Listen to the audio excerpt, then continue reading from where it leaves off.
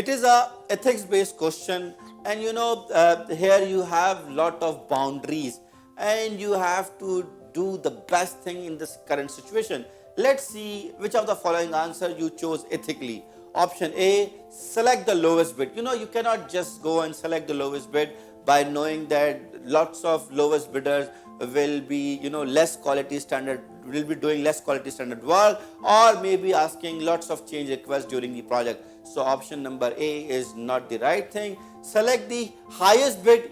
Highest bid is against the regulatory requirement, so you cannot do this thing. So option B is also not right. Option number C, choose the contract type wisely. This is critical.